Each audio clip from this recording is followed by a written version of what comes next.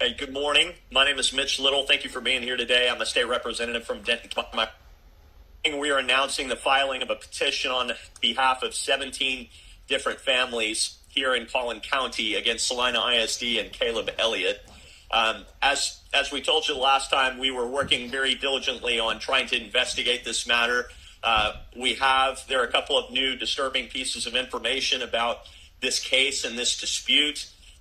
The first piece of information, you may have seen that the federal government has indicted Caleb Elliott for transfer of materials in interstate commerce based on information we've received from not only other sources but law enforcement. There are subpoenas currently out to Snapchat in connection with the transmission of photos and videos of our children to persons unknown, maybe in the United States, maybe outside the United States, but there are pending subpoenas for the transfer of those materials involving our children in Celina by Caleb Elliott. So for families who are trying to seek justice, it is going to be difficult for us to know fully who has their hands on the photos and videos taken of these children. And it's obviously very distressing to our clients. Second piece of information that I want to share with you this morning is there is now very good evidence that there was a confrontation between Caleb Elliott and another coach at Moore Middle School in connection with previous attempts to record and photograph children in the locker room. There are multiple witnesses to this incident, and it is now apparent, to me at least, that Celina Police Department has stopped their investigation where they wanted to and not necessarily where the evidence would lead them. There are other persons who were aware of Caleb Elliott's attempts to record and photograph these children in the locker room, and this is obviously extremely disturbing to us and in part informs the reasons for filing our lawsuit. Another thing I want to bring up now that I have you is Celina ISD still has not announced that they will release the results of their supposed third-party investigation. I call upon Celina ISD and I call upon the families of Celina ISD to demand the release of their third-party investigation and not hide behind privilege so that we can have a full and complete public accounting of what happened here. And I'm going to turn this over to my colleagues for a comment. They may have some other things they want to add. I know that we have copies of the petition here for you if you'd like to have a copy to take with you. Jack? Yeah. Following up on what Mitch said and the facts that we developed in this case, any suggestion that Celina ISD, that this doesn't fall in their lap, is patently false. Every red flag in this case was met with a green light. This is a systemic failure by the school district to stop a known predator from preying on our children. We believe that these 17 families should find justice and hold this school district accountable for these egregious acts. This is conscious indifference to their safety and their welfare, and a complete breach of their trust. And so we thank you for coming here today. I'm going to turn it over to Quentin to give some final comments. What happened to these vulnerable young boys is every parent's worst nightmare. And the tragedy is it just didn't have to happen. The district's credibility on what it knew about this sexual predator and when it knew it is like a carton of sour milk. You don't have to take more than the first sip of it to know the entire carton is bad. The district is pointing at the sexual predator and saying, don't look at us. But it's like saying we get 30-something free sexual exploitations of children that were preventable, obvious, and predictable with no consequence whatsoever to the district. We don't think that squares with common sense. We don't think that squares with justice, and we don't think that squares with what a jury ultimately will do in this case. The district claims to be after the truth and justice and to be hungry for that. They may not like the taste of it when the jurors serve it to them in this case. They may not like the taste at all. We have a mission and a charter from our families that we represent to get answers, accountability, and to prevent this from happening again. Thanks to the bill authored by Representative Mitch Little, we have the tools and the power to do that, and that's what we intend to do. Thank you for joining us here today. Does anybody have any questions that you'd like to add? And this investigation. I think they did. What is becoming obvious based upon all the investigation that we've done and people we've talked to is The athletic department at Celina was apparently increasingly siloed and functioning as a fiefdom, in some ways not accountable to administration or the school district itself. It's very disturbing. I think if I were operating the investigation at the police department, I would want to interview the people who were aware of this confrontation of Caleb Elliott when it occurred, the witnesses that are known who were there when it happened. There's obviously a lot more to find out. Can you explain to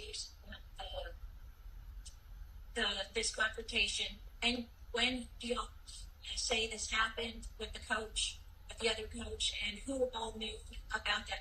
It happened long before the events that are made the subject of this case, and I'll just leave it at that for now. I didn't get scared about that interaction between the coaches. Multiple witnesses to it.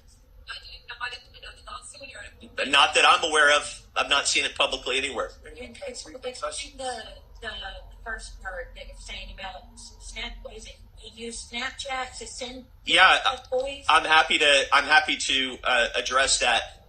Obviously, when all these families set out to find out what happened, the hope was that the use of this information, the photos and videos of these children, was contained to Caleb Elliott on his phone and his iPad. We're increasingly learning that that was not the case, that they may have been transmitted to other person. Who knows if they were sold, if they were traded, if they were given away. It's disgusting, obviously. Celina ISD's president police. I haven't heard an explanation yet. Typically what happens with these third-party investigations, they're quote-unquote third-party independent, is they will say that they are privileged to the school board and then not release the results of it, or only release the parts of it that they wish to release. But do you believe that investigation is now complete? No, I believe it's ongoing, but these results should be the property of the people of Celina. Who's to say that they're not going to make it? I'm calling on them to do it. What does Celina's football legacy play on this? They've obviously got a wonderful football legacy. The problem is, what are the spoils of that? I think the thing that we're all wrestling with is athletic success at the cost of children's safety. Is it worth it? What are your thoughts on hearing that this is covered up once again? I mean, this is the second time we've heard from attorneys that an incident involving Elliott was mixed up and covered up by petitioning. What is your reaction to learning this and having to discuss this with these victims? Yeah, I think one of the awful things about working on sexual abuse cases is it becomes a progressive revelation, and it never gets better. It always seems to get worse the more that you find out. How you're saying like that the sports, the athletic people, they kind of worked on their own. The head of that is Bill Elliott. So what are you saying about his complicity in this when it comes to this confrontation that you say happened? I think the big question that we are going to answer in this lawsuit is, what were the institutional controls that were placed on the athletic department, and did the school district have sufficient oversight over the athletic department to keep children safe? Some point, success starts to create power, and power tends to work unto itself, and I'm afraid or concerned that that's what happened here. Saying that this confrontation with the coach before the October 3rd alleged or second allegations, did that lead to any kind of the ban that we've all heard of, that he was simply banned in the locker room? Is this? It very well might have, and we're going to get to the bottom of that, because this confrontation happened well before these children were recorded or photographed in the locker room, and we're going to get to the timeline. To that extent, have y'all found any evidence, because no one else has been able to say, including the police department, is there any evidence that at some point this guy, Caleb, was simply banned from the locker room based on a There's a lot of information to suggest that. There's a lot of information to suggest. You said today was acting in Yes. federal charges. Yes. Give us a sense of what the families expressed to you, knowing that their children's, explicit material may be out there. Well, here's the problem that we have, and I won't speak for them. I'll just speak to you as a father. Is if it were your children, how would you ever know when there was an end to it? How would you ever know if all the photos and all the videos were out of circulation, or if they continue to be in the hands of predators today, being exchanged and sold? How would you ever know? So I think that obviously goes to the question of the amount of harm and the way in which these families were harmed, and how they can ever be compensated for that. It's hard to imagine. And I will add something there. The families to whom I've spoken. Yeah, please. Sorry, please. That's all right. The families to whom I've spoken about the prospect of the images being shared online have expressed nothing except horror, outrage, and total shock. Numbness, as you can imagine. Okay, police department, you guys saying that the police department is or is not doing in this case, the other attorneys are saying, I mean, did they just not investigate enough?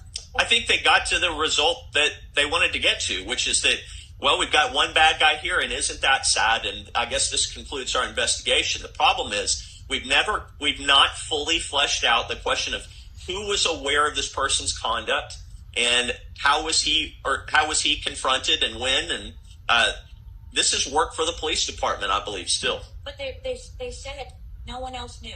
Yeah, I think we're going to get to the bottom of that in a different way. Can you explain how this legal process will help you guys get those answers, and if there are other subpoenas other than the Snapchats? I know that law enforcement, both federal and state, have subpoenas out to Snapchat.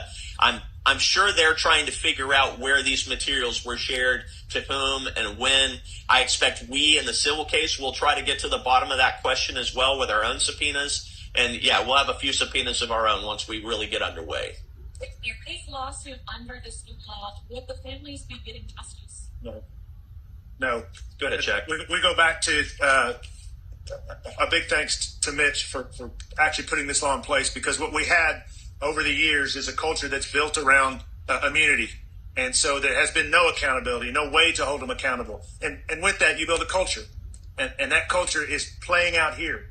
As Mitch said, you have a system, you have a situation where the predator is, for lack of a better analogy, the son of the king, okay? And how are you going to hold that person accountable when it is siloed the way that it is? So back to your question, this law now allows us to take the steps that we need to go beyond an initial investigation, to go beyond that and hold this school district accountable for what we know is egregious conduct and missed red flags all along the way.